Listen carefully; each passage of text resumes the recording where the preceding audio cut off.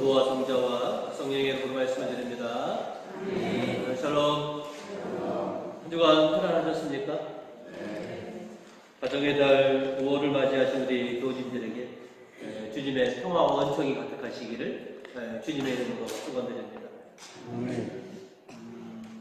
바쁜 일상을 살아가다 보시면 부득이한 일들이 생기는데 그 중에 하나가 이제 뭐냐면 부득이하게 자녀들만 남겨두고 집을 비우셔야 할 상황들이 생기게 됩니다.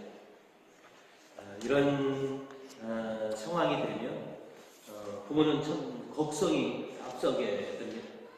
그래서 자녀들에게 신신당부를 하기도 하고요. 또 그것도 이제 못 믿어오면 양가 부모님이나 아니면 가족들에게 가서 우리 집에 와서 아이들을 좀 봐주십사라고 이렇게 부탁을 드리곤 하죠. 이제 부모가 자리를 비우는 때에 당신들을 대신해서 누군가가 들어가 자녀들을 좀 돌봐달라고 부탁하는 것처럼 이제 부활하셔서 제자들에게 평화와 또 새로운 출발을 열어주신 예수님께서 이제 당신께서 승천하실 날이 얼마 남지 않았을 때 승천 후에 남겨질 제자들이 어떻게 해야 하는지에 대한 그런 말씀을 오늘 우리들에게 가르쳐주고 있습니다. 그래서 오늘은 맞아들이고 지켜라라고 하는 제목으로 언해를 나누고자 합니다. 오늘 성경의 말씀은 저희들에게 먼저 성령을 맞아들여라 라고 이렇게 가르쳐주고 있습니다. 이제 승천하실 날이 얼마 안 남으셨기 때문에 예수님은 남겨진 제자들에게 약속을 하십니다. 당신께서는 이제 하늘로 올라가시지만 반드시 너희와 함께 하겠다라고 하는 것. 오늘 복음 18절로 보시면 나는 너희를 고아들처럼 버려두지 않겠다. 기어이 너희에게로 돌아오겠다. 이게 이제 이 땅에 남겨질 제자들에게 하신 약속인 것이죠. 그리고 그렇게 그냥 약속만 남기신 것이 아니라 승천하셨다가 다시 오실 때까지 당신께서 우리들을 돌봐주실 분, 우리와 함께 하시면서 우리를 지켜주실 분을 보내주시겠다라고 하는 약속도 더불어서 하시게 됩니다.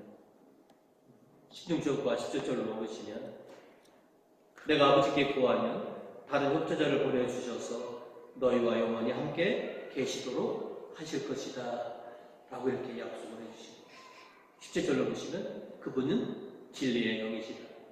세상은 그분을 보지도 못하고 알지도 못하기 때문에 그분을 받아들일 수 없지만 너희는 그분을 알고 있고 그분이 너희와 함께 사시며 너희 안에 계시기 때문이다 라고 이렇게 말씀을 하고 계십니다. 예수님께서 보내주시기로 약속하신 성령님은 이제 제자들에게 굳건한 믿음을 가지게 해 주실 겁니다. 그리고 성령께서 오셔서 이제 제자들을 도와주셔서 예수님께서 제자들에게 맡겨주신 그 임무를 수행할 수 있도록 그렇게 도와주실 겁니다. 그래서 제자들은 예수님께서 보내주신 자신들을 도와주실 그 협조자이시고 진리의 영이신 성령을 자신 안에 맞아 들여야만 하는 것이죠. 부모님들이 이제 그 출타를 하실 때 자녀들에게 당부를 하시는 게 있습니다. 엄마 아빠가 일이 있어서 가지만 당신들을 대신해서 누군가가 오셔서 너희를 봐주기로 했다.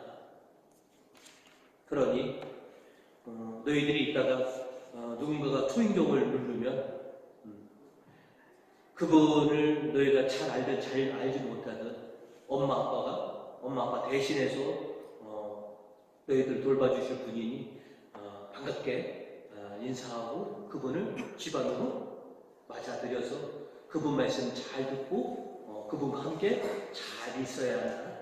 그러다 보면 엄마 아빠가 늦지 않도록 그렇게 올 테니까 그분을 너희가 잘 집안으로 맞아들여서 그분과 잘 지내라. 이렇게 이제 신신 당부를 하게 되는 것이죠. 그래서 아이들은 엄마 아빠가 가시면서 자신들을 돌봐주실 어떤 분을 미리 보내셨구나. 그분을 자신들이 기쁘게 맞아들여야 하는 것이죠. 뭐 잘 아시는 분이 오실 수도 있고 잘 모르시는 집안 어른 같은 경우도 올 수 있지만 무서워하거나 그들을 좀 소먹소먹해서 잘 가까이 가지 않는다면 하루 종일 좀 힘든 삶을 좀 보낼 것이죠. 엄마 아빠가 당신들을 대신해서 보내주실 분을 자녀들이 기쁘게 맞아 줘야지만 되는 것처럼 우리가 주님께서 우리에게 보내주실 또 당신을 대신해서 우리를 돌봐주실 성령을 기쁘게 맞아 드려야 하는 것이 우리의 도리인 것이지. 바로 사도께서도 하나님과 예수님을 잘 알지 못하는 그리스 사람들에게 오늘 하나님을 잘 설명해서 그들이 예수님을 구세주로 맞아들일 수 있도록 그렇게 아레오포고 법정에서 이렇게 알려주고 있습니다. 1독서 23절을 보시면 내가 아테네시를 돌아다니며 여러분이 예배하는 곳을 살펴보았더니 알지 못하는 신에게라고 새겨진 제단까지 있었습니다. 여러분이 미처 알지 못한 채 예배해온 그분을 이제 여러분에게 알려드리겠습니다. 내가 자세하게 잘 알려드릴 테니 그분을 여러분의 구주로 맞아 드리십시오. 이게 이제 바오로 사도의 그런 법정에서의 답변이기도 합니다.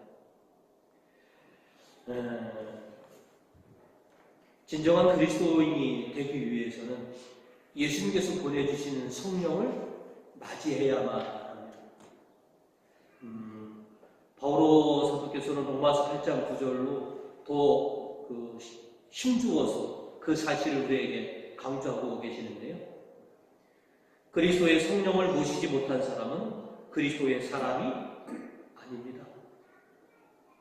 그리스도의 사람이라면 예수 그리스도가 보내주신 성령을 모신 사람이 바로 그리스도인입니다.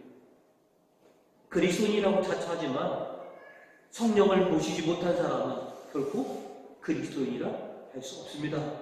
이게 이제 바오로 사도의 말씀인 것이죠. 그래서 성령을 자신 안에 받아 모신 사람들이 바로 제자이고 그리스도인이다라고 하는 것이죠. 제자들도 일찍이 3년 동안 예수님을 따라다녔지만 그들의 믿음은 눈에 띄게 그렇게 변화된 믿음은 결코 아니었습니다. 그리고 그들이 가지고 있는 하나님 나라에 대한 소망도 확실치가 않았던 것이죠. 그런 그들이었지만 예수님께서 보내주신 성령을 그들이 맞아들였을 때 그들은 주님에 대한 하나님에 대한 그 믿음이 굳건해지고 하나님 나라에 대한 그런 희망을 가득 차서 주님께서 그들에게 맡겨진 그 사명을 잘 감당해 낼 수 있었던 것이죠. 그 근원이 뭐냐? 예수님께서 보내주신 성령을 그들이 맞아 드렸기 때문이다라고 하는 것이죠. 성령을 맞아들이면 놀라운 일이 생깁니다. 성령은 우리의 불완전한 것들을 완전하게 채워주시고 또 우리의 인생이 잘 해결될 수 있도록 그렇게 섭리해 주시는 분이 바로 성령이시기 때문에 그래서 인생을 잘 살아가려면 그리스도인답게 살아가려면 그래서 우리들은 예수님께서 보내주신 성령을 우리 안으로 맞아 들여야만 하는 것이죠. 성령을 맞아들이면 그동안 잘 알지 못했던 예수님께서 가르쳐주신 그 가르침이 무엇인지 확실히 깨달을 수 있었고, 또 하나님 나라에 대한 굳건한 희망을 우리가 가지고 살아갈 수 있기 때문에 우리는 우리 안에 성령을 맞아 들여야만 한다는 것이죠. 주님은 우리에게 당부합니다. 당신께서 보내드린 성령을 잘 맞아들여라. 그래서 우리 안에 내재하신 그 성령을 통해서 우리가 생명과 호흡과 모든 것을 성취하는 그런 인생이 되기를 그렇게 바라시고 계신다라고 하는 사실을 우리가 분명히 알아야 하는 것이죠. 이제 주님께서 보내주신 성령을 모신 사람답게 주님께서 우리에게 당부하신 것들을 잘 수행해내는 충직한 주님의 사랑받는 그런 제자들이 되시는 교우님들 되시기를 주님의 이름으로 축원드립니다. 오늘 성경은 저희들에게 두 번째로 주님의 계명을 잘 지켜라 라고 그렇게 당부하고 계십니다. 3년 동안 양육하시고 또 그들을 새롭게 해주신 예수님이시지만 이제 당신께서 승천하시기 전 남겨진 이 제자들에게 신신당부를 좀 하십니다. 너희들이 당신을 사랑한다면 당신께서 하신 말씀과 가르침을 잘 지키는 그런 제자가 되어라.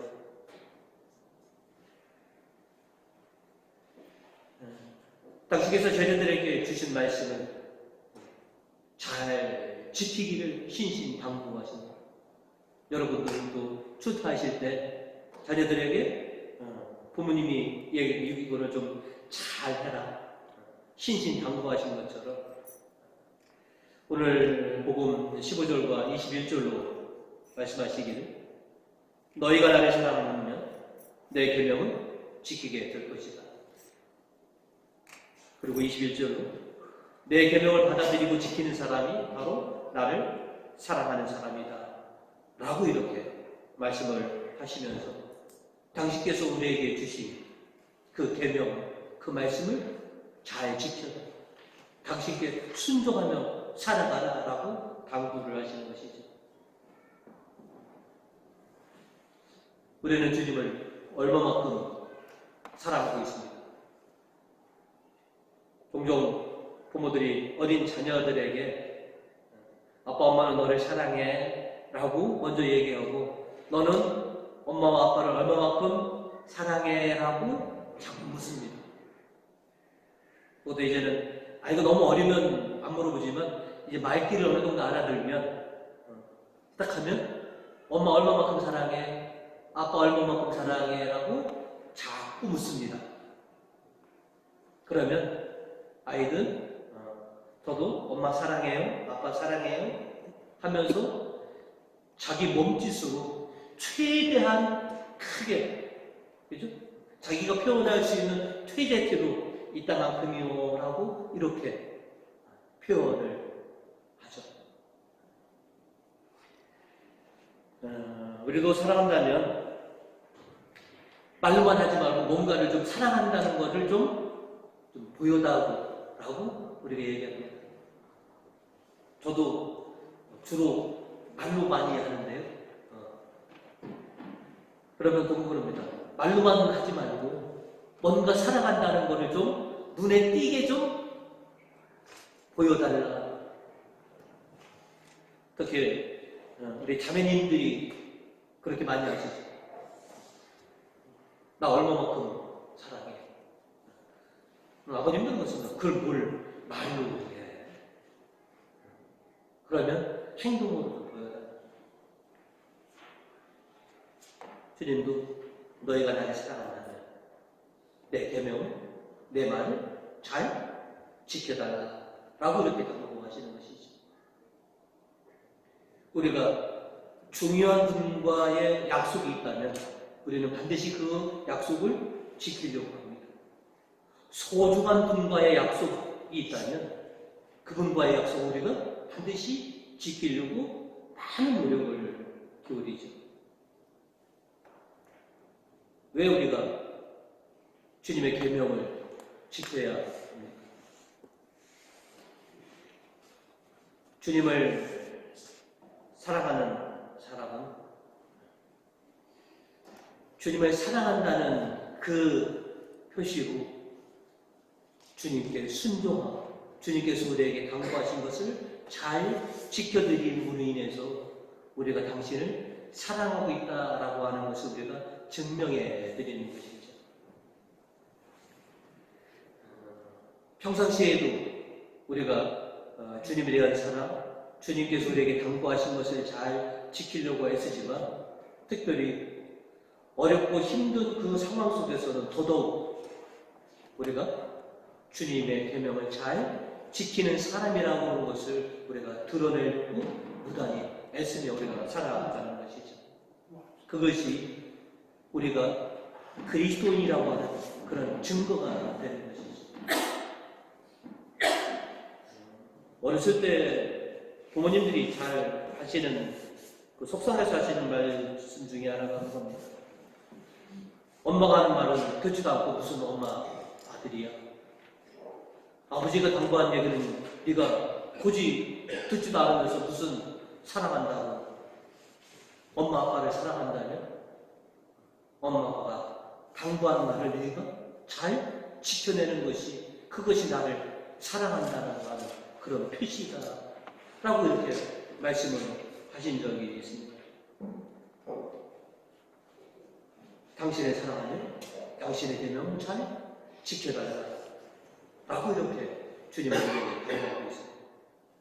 오늘 이 독서를 통해서 베드로 사도는 주님을 사랑하는 신자로서 우리가 취해야 할 행동들이 어떤 것인지에 대해서 오늘 14절부터 쭉 자세하게 우리에게 알려주고 계십니다.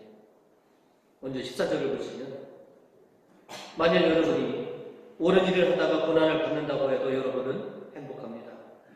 사람들이 여러분을 협박하더라도 무서워하거나 흔들리지 마십시오.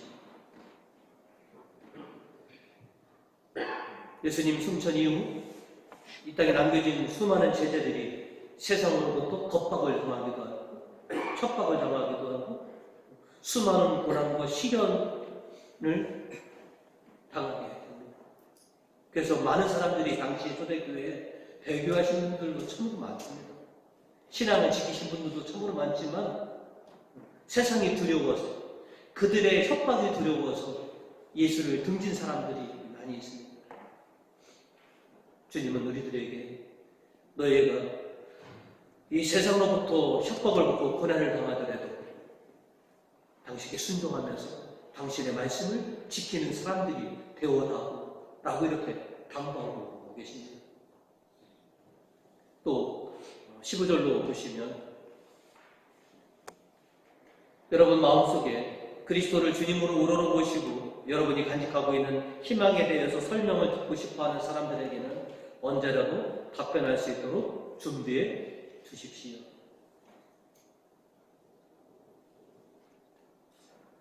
예수 그리스도에 대해서 증거하기를 요청할 때 기꺼이 증거할 수 있는 답변을 우리가 가지고 있어야 됩니다.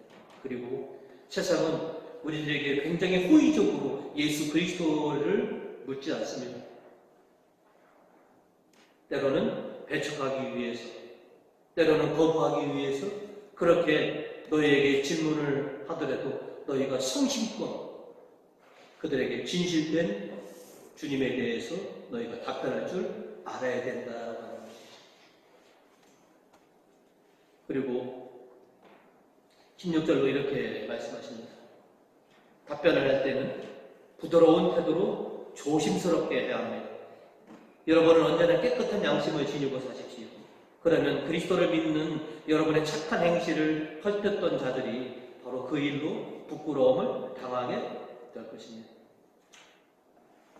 그들에게 복음을 증거할 때 강하고 된소리를 하는 것이 아니라 부드럽게 온유하게 그들에게 복음을 증거하십시오. 항상 온유한 그런 사람으로서 그들에게 대해 주십시오. 그리고 언제나 깨끗한 양심을 지키며 살아가야 합니다.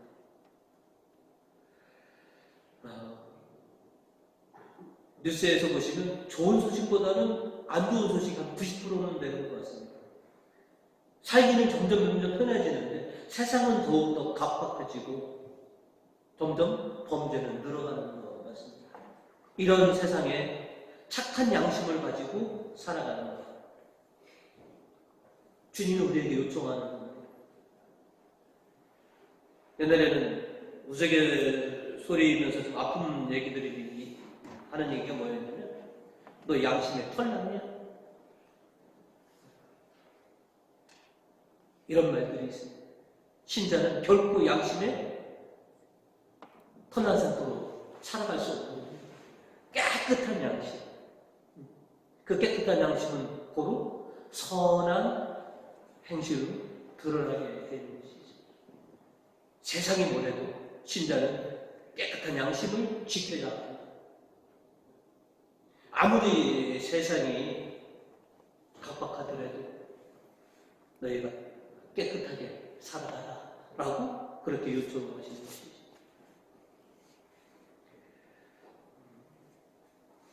부모님이 외출했다가 오셨을 때 집안이 난장판이면 당신들이 없는 상황 속에서 벌어진 일이라 참 뭐라고 못하지만 그래도 실망이 많습니다.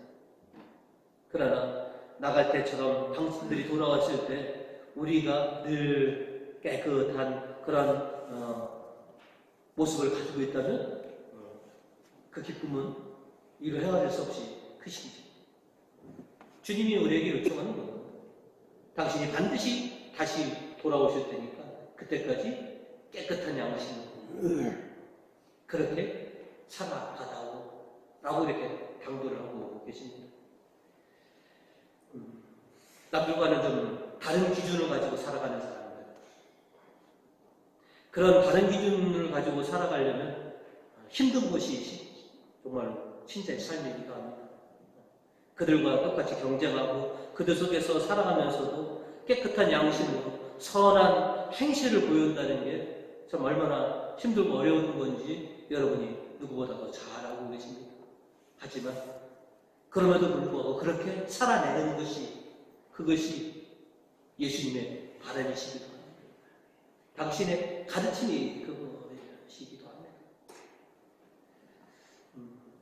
그래서 힘들고 좀 각박한 삶을 헤쳐나갈 우리들이기 때문에 그래서 우리를 돌봐주시기 위해서 성령을 보내주시겠다고 약속하셨고 그래서 성령을 모신 우리들 그래서 성령의 도우심으로 이 힘든 세상을 잘 우리가 헤쳐나가고 있는 것이죠. 하지만 우리의 내재에 있는 성령은 충만하지는 않습니다. 우리가 성령 충만한 삶이 되었을 때 우리의 삶에는 활력이 넘치고 또 우리의 불완전한 인생은 온전한 인생으로 거듭나게 될 것임을 우리가 분명히 알고 있습니다. 주님이 기대하시는 것도 또한 그렇습니다. 우리가 당신께서 보내주시는 성령을 받아보시고 이 내재하신 성령의 도우심으로 생명과 호흡과 모든 것을 성취해내면서 그렇게 살아가는 깨끗한 양심을 가지고 착한 행실로 당신의 제자라는 것을 온 세상에 드러내기를 그렇게 바라시고 계시죠. 예수님을 사랑하는 여러분이십니다. 여러분이 예수님을 사랑하는 만큼 예수님께서 여러분에게 바라시는 그 모든 뜻들을 잘 순종하시면서 살아가시는 우리 교우님들 되시기를 주님의 이름으로 축원드립니다.